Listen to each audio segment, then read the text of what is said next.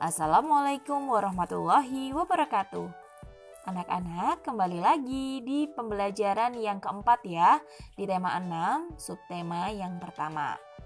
Nah, pada pembelajaran yang kedua, kita sudah melakukan kombinasi gerak berjalan, menekuk, dan mengayun menggunakan sinpai. Pada pembelajaran ini kita masih akan melakukan kombinasi gerakan yang sama. Namun alat yang akan kita gunakan adalah tongkat berpita. Coba kalian perhatikan urutan gambar berikut. Urutan yang pertama itu kita persiapan ya. Jadi berdiri lalu kaki kiri kita langkahkan ke depan. Di sini sudah mulai persiapan. Langkah yang kedua, nah di sini langkahnya semakin ke depan ya. Lalu pitanya ya, tongkat berpitanya itu diayunkan ke depan sehingga membentuk suatu gelombang. Kita putar-putar seperti itu. Selanjutnya, langkah yang ketiga itu tangannya kita taruh di belakang, lalu kita putar-putar sehingga bergelombang juga. Dan langkah yang terakhir itu kita posisinya siap anak-anak ya. Lanjutannya dengan rangkaian gerakan berikut ini anak-anak. Di sini kita membentuk kaki seperti jongkok, tapi jongkoknya tidak terlalu bawah ya anak-anak, tetap di atas.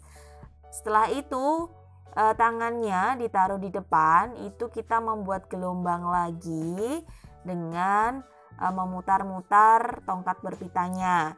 Setelah itu kakinya ya, yang kaki kanan itu kita taruh ke depan, jadi kita langkahkan ke depan ya, agak jinjit. Setelah itu tangannya kita taruh di belakang ya, dan kita membuat gelombang. Setelah itu kita berdiri tegak. Itu adalah rangkaian dalam gerak kombinasi menggunakan tongkat berpita. Kombinasi gerak ini itu harus dilakukan dalam satu rangkaian. Lakukan dengan iringan musik dan pilihlah musik yang sesuai anak-anak. Selanjutnya di sini ada suatu bacaan ya anak-anak tentang air dan angin adalah sumber energi. Air bukan hanya sumber energi bagi tubuh, air juga sumber energi listrik. Cara memanfaatkannya adalah air ditampung pada sebuah bendungan atau waduk. Lalu bagaimana air di bendungan dapat menghasilkan energi listrik? Caranya adalah air di bendungan dialirkan. Aliran air ini memiliki kekuatan yang disebut energi kinetik. Energi kinetik air itu menggerakkan kincir atau turbin. Gerakan kincir air akan menggerakkan generator listrik. Generator listrik inilah yang akan membangkitkan energi listrik. Bendungan atau waduk yang dimanfaatkan untuk menghasilkan energi listrik disebut pembangkit listrik tenaga air atau PLTA. Berikut adalah beberapa nama PLTA yang ada di Indonesia anak-anak. Ada PLTA Jatiluhur yang lokasinya ada di Purwakarta, Jawa Barat. Ada PLTA Maninjau juga lokasinya ada di Agam, Sumatera Barat. Ada PLTA Karangkates yang lokasinya di Malang, Jawa Timur. Ada PLTA Sigura-gura yang lokasinya ada di Sumoroar, Sumatera Utara. Ada PLTA Musi yang lokasinya ada di Kapahyang, Bengkulu. Dan juga ada PLTA Gajah Mungkur yang lokasinya di Wonogiri, Jawa Tengah. Nah, ini ada beberapa contoh gambaran PLTA-nya ya anak-anak. Seperti PLTA Sigura-gura nih, tampilannya seperti ini anak-anak. Ada PLTA Musi seperti ini, sedangkan ada PLTA Jatiluhur bentuknya seperti ini anak-anak. Sumber energi lainnya itu adalah udara anak-anak ya. Di dalam udara itu terdapat oksigen. Oksigen penting itu bagi kelangsungan hidup manusia. Manusia bernafas menghirup oksigen. Udara bukan hanya sumber energi bagi tubuh, udara juga dapat dimanfaatkan sebagai energi listrik. Udara yang bergerak disebut bayu atau angin. Bayu atau angin ini memiliki energi kinetik. Energi kinetik inilah yang dapat menggerakkan kincir. Kincir angin dapat menggerakkan generator listrik. Generator listrik akan membangkitkan energi listrik. Pembangkit listrik tenaga bayu atau PLTB itu terbesar di Indonesia, terdapat di Sidrap, Sulawesi Selatan. Nah, ini adalah contoh kincir anginnya anak-anak ya. Setelah itu, coba kalian perhatikan di sini ada huruf-huruf yang ada dalam kotak ya. Kalian temukan 8 kata tersembunyi yang ada dalam kotak. Lalu kita tarik garis atau kita beri kotak ya. Kita beri tanda persegi panjang di sini anak-anak. Dari huruf-huruf yang ada di dalam kotak ini kalian sudah menemukan anak-anak. Yang pertama apa anak-anak? Ada A, angin. Dan yang kedua, ketemu apa anak-anak? Ya, kincir. Ada apa lagi? Waduk anak-anak ya. Ada apa lagi nih anak-anak? Generator. Ini juga ada. Ada apa lagi? Oksigen. Ada energi juga ini anak-anak ya.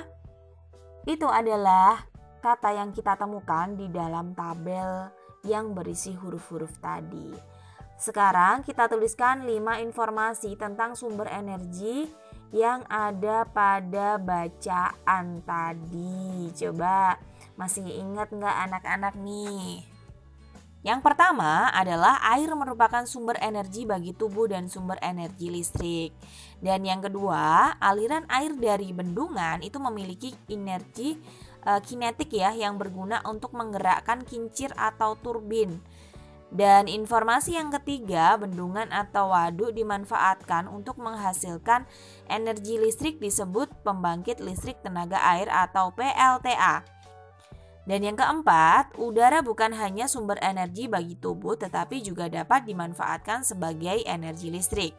Dan informasi yang kelima, angin memiliki energi kinetik yang dapat menggerakkan kincir. Dalam menemukan informasi ini kalian bisa cari informasi-informasi lain sesuai dengan yang kalian temukan ya anak-anak.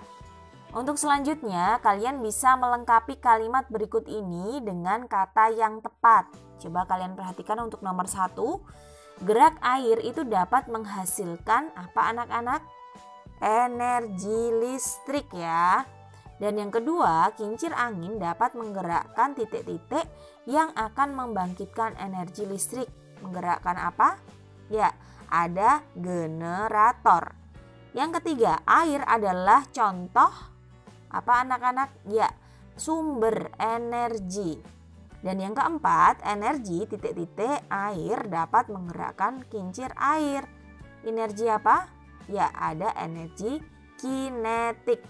Dan yang kelima, saat bernafas manusia menghirup ya, apa? Oksigen. Itu tadi adalah jawaban untuk melengkapi kalimat yang ada dalam soal. Selanjutnya, kita wajib menjaga dan melestarikan lingkungan karena lingkungan adalah tempat hidup. Lingkungan memberi sumber energi untuk kita. Namun energi tersebut terbatas persediaannya. Apa yang harus kita lakukan sebagai bagian dari lingkungan untuk menghemat energi? Apa kira-kira anak-anak? Nah, di pembelajaran sebelumnya juga sudah Bu Emma bahas ya, seperti kita mematikan air jika sudah tidak terpakai. Kita bisa mematikan TV, listrik jika memang sudah tidak dilihat ataupun dipakai. Lalu kita juga bisa ketika minum ya, sebisa mungkin dihabiskan anak-anak ya, jangan sampai tersisa. Itu adalah sebagian contoh dari cara menghemat energi. Nah, sekarang lakukan wawancara kepada temanmu. Pilihlah satu orang teman untuk diwawancara. Kalian bisa susun beberapa pertanyaan tentang menghemat energi. Lakukan wawancara secara bergantian dan catatlah hasil wawancaramu. Kalian bisa laporkan hasil wawancara kepada ibu guru. Nah, kalian bisa sampaikan dengan bahasa yang santun anak-anak ya. Nah, itu saja untuk pembelajaran yang keempat di tema 6 subtema 1 ini. Semoga dapat bermanfaat ya anak-anak. Wassalamualaikum warahmatullahi wabarakatuh.